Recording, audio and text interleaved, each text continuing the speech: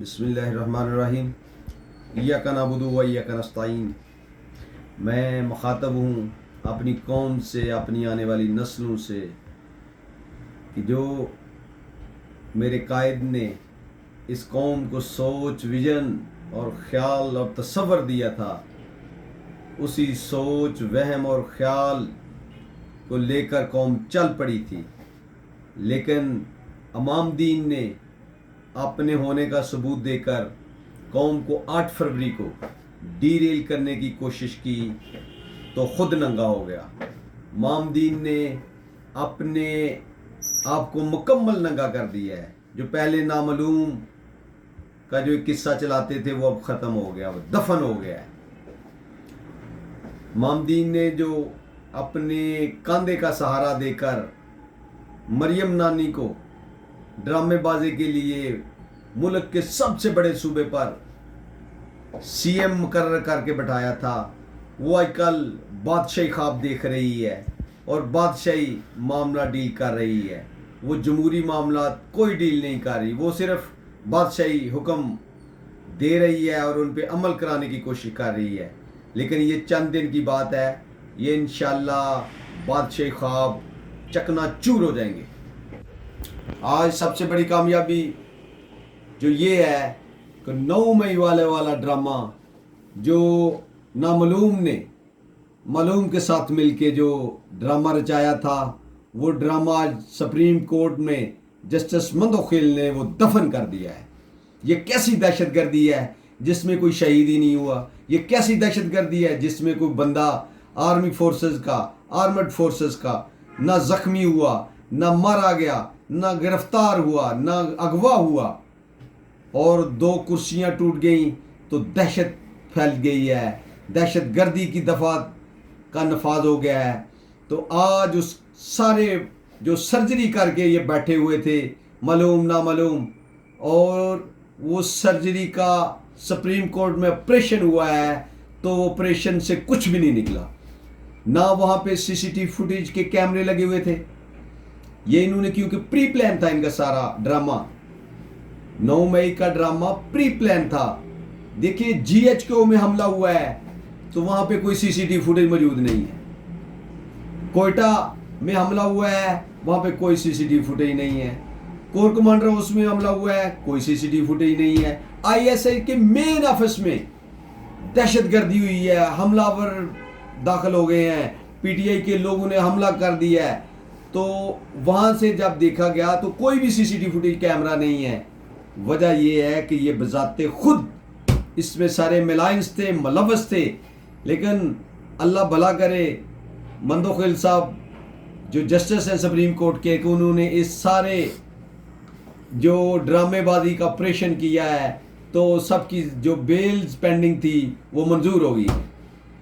یہ اصل حقائق تھے۔ لیکن دوسری طرف دیکھیں، جو ڈونلڈ لو نے اپنا ایک اسکرپٹ ان چوروں کو دیا تھا، غداروں کو دیا تھا، ڈاکوؤں کو دیا تھا، اس پہ عمل درآمد تو کرا بیٹھا ہے، لیکن کرانے کے بعد اب وہ کانگریس کمیٹی میں خود پیش ہوا ہے تو اس کا جو جنازہ نکلا ہے وہاں پہ، وہ آپ خود بھی سوشل میڈیا پہ دیکھ سکتے ہیں۔ وہ اس نے 100% اس چیز کو مانا ہے کہ پاکستان میں جو 8 فروری کو الیکشن ہوئے ہیں اس میں دھاندلی ہوئی ہے، لوگوں کو اغوا کیا گیا ہے، لوگوں کو مارا پیٹا گیا ہے، لوگوں کے نشانہ تک چھین لیے گئے ہیں، حتیٰ کہ تجویز کنندہ گان کو، تائید کنندہ گان کو گرفتار کیا ہے، پارٹی لیڈران کو گرفتار کیا ہے، امیدواران کو گرفتار کیا ہے، اور جو اس پہ ریگنگ کا مکمل اس نے اسٹمپ کر دی ہے کہ واقعی پاکستان میں یہ سب کچھ ہوا ہے۔ لیکن جو معلوم نامعلوم ہے وہ تو سارے بھاگ رہے آئی ایم ایف کے قرضے کے لیے کہ کسی طرح وہ قرض مل جائے۔ پاکستان میں ڈمی جمہوریت بھی یہ لوگ نہیں چاہتے۔ حقیقت میں انہوں نے صرف آئی ایم ایف سے قرضہ لینے کے لیے یہ سارا ٹوپی ڈرامہ کیا ہے اور ایک جعلی نام نہاد جمہوریت کا ایک ڈھونگ رچاتے ہوئے ان چوروں، ڈکیٹوں، لٹیروں، غداروں کو منصب پہ بٹھا دیا ہے۔ لیکن وہ چند دن کے مہمان ہیں، یہ 110% ہے کہ ان کے دن گنے جا چکے ہیں۔ جو اصل میں یہ دیکھیں کہ ملک میں آئین قانون کو کون توڑتا ہے, کس نے پامال کیا ہے, کس نے اپنے جوتے کی نوک پہ آئین قانون کو رکھا ہے. پاکستان میں تو آئین نام کی چیز ہی کوئی نہیں ہے. دیکھیں آپ کو پتہ ہے ایوب نے کیا کیا ہے, یحییٰ نے کیا کیا ہے, جنرل ضیاء نے کیا کیا ہے, جنرل مشرف نے کیا کیا ہے, جنرل باجوہ نے کیا کیا ہے, اور جو موجودہ بیٹھے ہوئے ہیں یہ کیا کر رہے ہیں. یہ صرف اور صرف اپنی آنے والی نسلوں کی بقا دیکھ رہے ہیں, ملک کی بقا کوئی نہیں دیکھ رہا. یہ تو اپنے جزیروں کا تحفظ کر رہے ہیں اور اس کے علاوہ کچھ نہیں کر رہے. لیکن اب میرے قائد نے نہ جس کو لالچ ہے نہ خوف ہے, جو صرف ایاک نعبد و ایاک نستعین کا سلوگن لے کے بیٹھا ہوا ہے, اس کے آگے انشاءاللہ یہ سارے سرنڈر کریں گے. وہ جیل میں ہے, یہ جیل میں بھی اسے ڈال رہے ہیں. یہ آج کی دیکھیں کتنا بڑا قوم کے ساتھ مذاق کر رہے ہیں. یہ جو خواجہ وینٹیلیٹر ہے اس کی جس میں کوئی شرم نہیں, حیا نہ کی کوئی چیز ہی نہیں. دیکھو تمہیں معلوم ہے کہ ریحانہ ڈار نے تمہیں بری طرح شکست دی ہے. نیشنلی انٹرنیشنلی میڈیا جا کے چیک کریں, تمہیں پتہ ہے. لیکن تم ایک کمینے سے آدمی ہو کہ دیکھیں جس میں کوئی غیرت ہوتی ہے, کوئی شرم ہوتی ہے, کوئی حیا ہوتی ہے. خواجہ سعد رفیق اس کو آفر کی گئی, اس نے ٹکرا دی کہ میں نہیں جیتنا چاہتا. جوید ہاشمی کو آفر کی گئی, اس نے ٹکرا دی میں اس جیت پہ لعنت بھیجتا ہوں. خاقان عباسی جس نے فلی ڈینائل ہو گیا کہ میں ایسی جیت نہیں لیتا, جب مجھے عوام نے جمہور نے منتخب نہیں کیا تو میں کیوں سیٹ پر برجمان ہوں.